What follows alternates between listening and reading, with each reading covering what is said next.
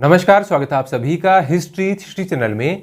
मैं रवि कुलरिया, लेक्चर राजस्थान से। आज के इस वीडियो में हम बात करेंगे आरपीएससी द्वारा आयोजित होने वाले फर्स्ट ग्रेड के एग्जाम के इतिहास विषय में कितने आवेदन हुए हैं, किस श्रेणी में कितने आवेदन हुए हैं और कितना क्या कंपटीशन रहने वाला है, किस प्रकार से आप तैयारी करें कि आपका सिलेक्शन सुनिश्चित होने की संभावनाएं बढ़ जाएं। देखिए, पोस्ट जितनी है और जितने आवेदन हैं तो उसमें से घटाने के बाद जो अभ्यर्थी बचेंगे उनका सिलेक्शन नहीं हो गया तो तय बात है, इसमें कोई भी अंतर नहीं आने वाला है।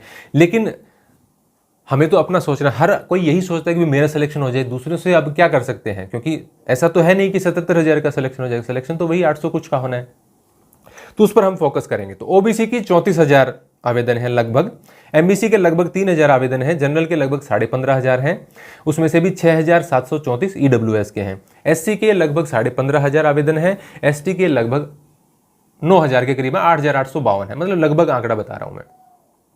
अब 77,000 के आंकड़े से आप बिल्कुल घबराने की आवश्यकता नहीं है। पिछली बार भी लगभग 76,000 के 75,939 था, 76 हो गया, तो 1,400 के करीब आवेदन ज्यादा हुए, जो कि स्वाभाविक है।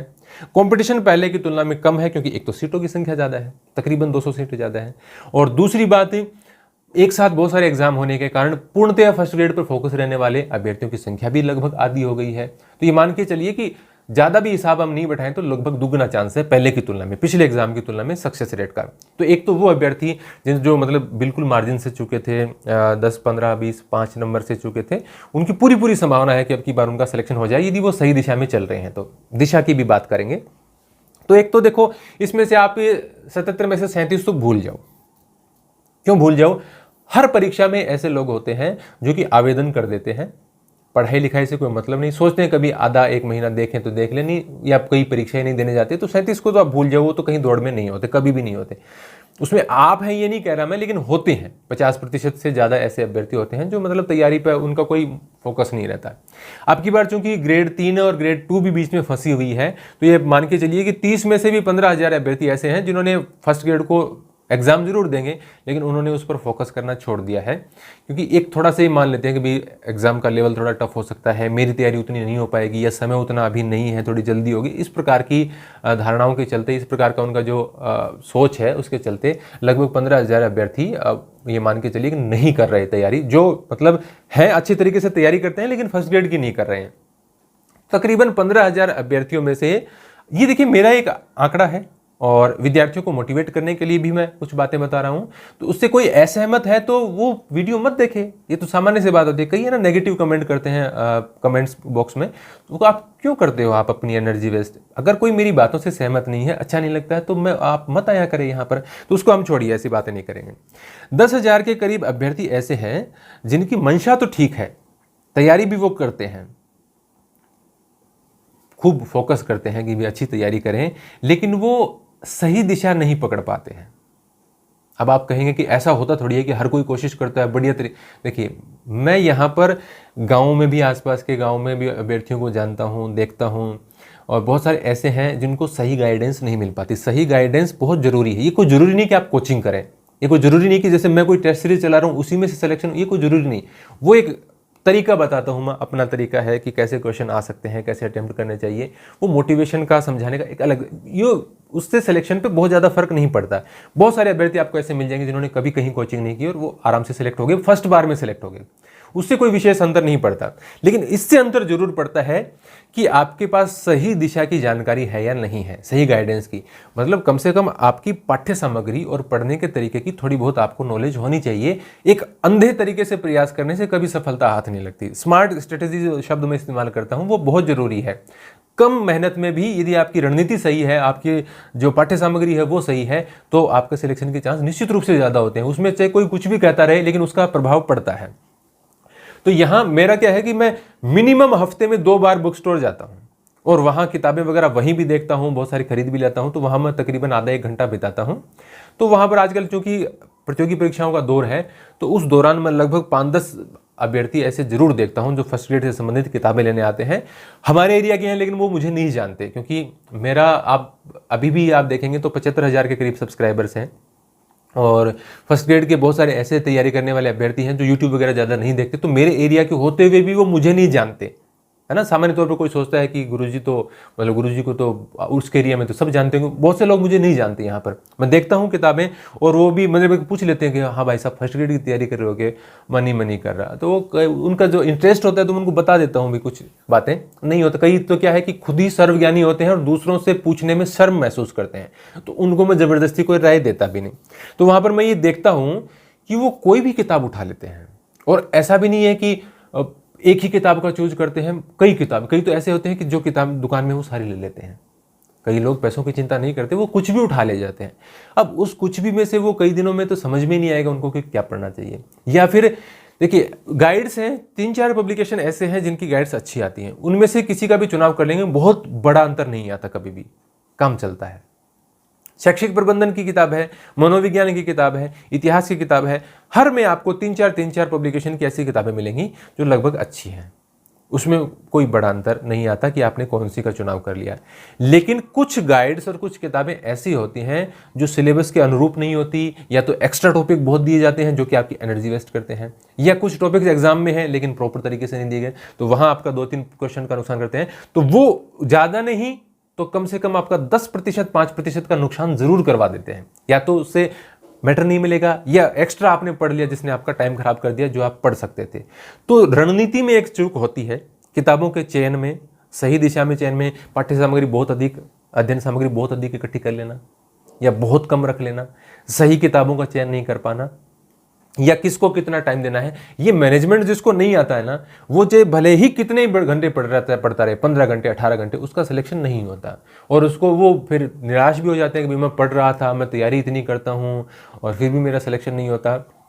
सिलेक्शन तो उतने ही होने हैं जितनी पोस्ट है, उससे ज़्यादा नहीं होता।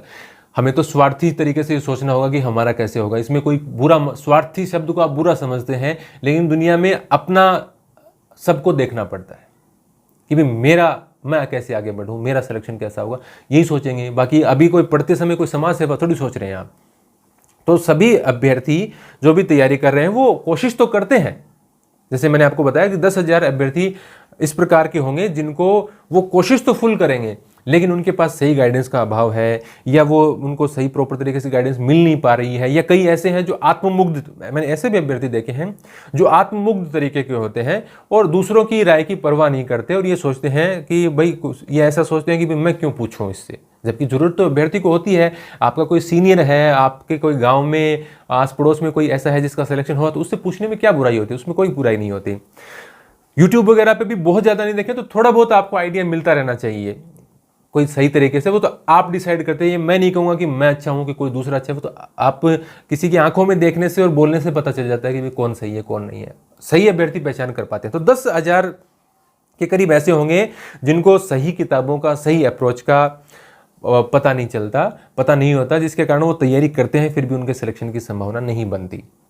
ये आप तय मान के चलिए। बचे लगभग 5,000 के करीब जिनमें पूरी टक्कर है, यानी आपकी 800 के करीब पोस्ट है, तो 5,000 अभ्यर्थी ही ऐसे होंगे जिनमें प्रॉपर तैयारी करने वाले, सही जिनको पता है कि किस दिशा में जाना है, कैसे, उनके पाठ्य सामग्री भी लगभग सेम होती है, उनकी रणनीति भी लगभग सेम होती है, और उनमें एकदम कड़ी टक्कर रहती है। उसमें से कुछ ऐसे हो सकते हैं 150 जिनका एक्स्ट्रा ऑर्डिनरी एफर्ट रहता है और वो टॉप 100 में चले जाते हैं, लेकिन बाकी जो 2-2, 5-5 प्रश्नों के अंतर से रह जाते हैं और कोई सेलेक्ट हो जाते हैं, उसमें सामान्य तौर पर प्रभाव यही पड़ता है कि कौन ठीक तरीके से प्रेशर को झेल पाया है। कि कई बार क्या है कि आपको महीने 20 दिन लगातार बहुत ज़्यादा पढ़ते हैं तो कई बार आप दबाव में आ जाते हैं, खुद पर शंका होने लग जाती है, उस उधेड़-बुन में आपके 5-4 दिन निकल जाते हैं, या आपको हर समय ये लगने लग जाता है कि पता नहीं होगा तो नहीं होगा, कोई ऐसा प्रेशर हो सकता है आपके पारिवारिक परिस्थितियों का या और का, जो आप अपने माइंड पर ले लेते हैं, और वो निश्चित रूप से प्रभाव डालता है और उससे क्षमता आपकी प्रभावित होती है। आपका समय भी कई बार निकल जाता है, आप उधेड़-बुन में सोचने में, और आप अपना समय निकाल देते हैं, तो उसके कारण थोड़ा सा होता है। तो एक तो प्रेशर ठीक तरीके से कौन झेल पाता है, इसके अलावा कौन खुद को बेहतर तरीके से मोटिवेट रखता है। देखिए, जिस दिन आप में एनर्जी अच्छी है और आप, कई बार आपने देखा होगा कि आप बहुत बढ़िया तरीके से, आपका फोकस खूब बनता है, और कई बार ऐसा होता है कि आप थोड़े से डिमोटिवेट रहते हैं तो आपका पढ़ने में मन नहीं लगता, पढ़ तो रहे हैं लेकिन याद नहीं हो रहा है, और जो चीज़ आप मतलब 5 घंटे में पढ़ सकते थे वो आप पूरे दिन में 10 घंटे में भी नहीं पढ़ पाए, ऐसा होता है। तो ये जो चीज़ें हैं, इनसे कौन ठीक तरीके से निपट पाता है, वो इन 5,000 में से उन 800 विद्यार्थियों में शामिल होने वाला होता है। या फिर परीक्षा के दौरान कोई घबरा जाता है, किसी को डर लगने लग जाता है, या कोई मतलब कोई गलत, मैंने देखता हूँ ना एग्जाम के बाहर कहीं निकलते, मैंने तो उसमें ये गोला काला कर दिया, फिर मेरे को गलती, इस प्रकार से जो हाथ ऐसे करने लग जाते हैं। और मैंने बहुत देखा है, और खासतौर से छात्राओं को बहुत देखा है कि जो योग्य होते हुए, अच्छी तैयारी होते हुए भी इस प्रकार की गलती करा जाती है, क्योंकि वो डरती बहुत है। तो उसका कुछ आपको सोचना पड़ेगा कि वो डर तो आपको अपने मन से निकालना पड़ेगा।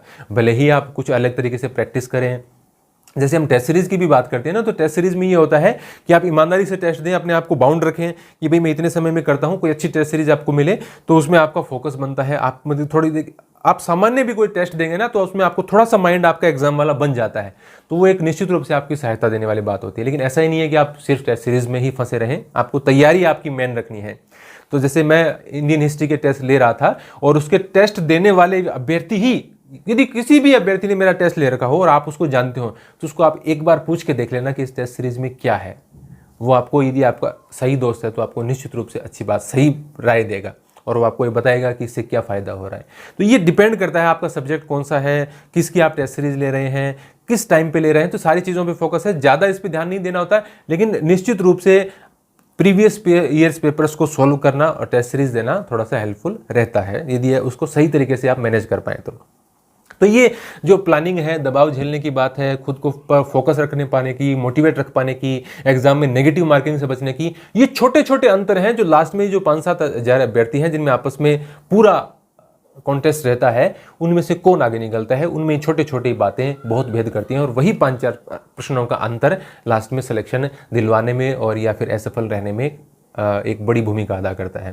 तो इस प्रकार की बातें हैं। मैं तो उम्मीद ये करूंगा, आपको कोई दिक्कत हो तो आप मुझसे बात कर सकते हैं, एप्लीकेशन के ऊपर मैसेज कर सकते हैं, लेकिन घबराने की कोई आवश्यकता नहीं है। और वैसे ही कहने वाली बात है ना, सभी कहते हैं, कोई सोच भी सकता है तो सभी कहते हैं घबराने वाली बात नहीं, लेकिन घबराहट होती है तब समस्या आ जाती है।